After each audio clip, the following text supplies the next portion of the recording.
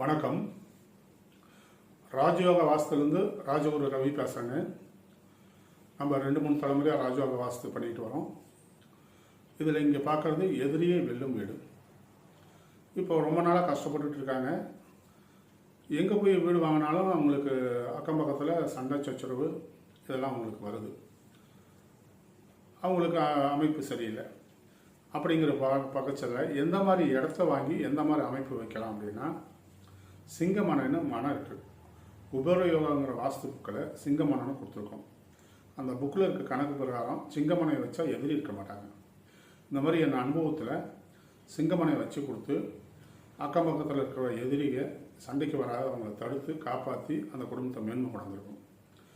இது நீங்கள் நேரில் பார்க்கணும், நான் சொல்கிறது உங்களுக்கு தெளிவாக இருக்கணும்னா ராஜயோக வாஸ்துங்கிற யூடியூப்பில் போய் நீங்கள் பார்க்கலாம்.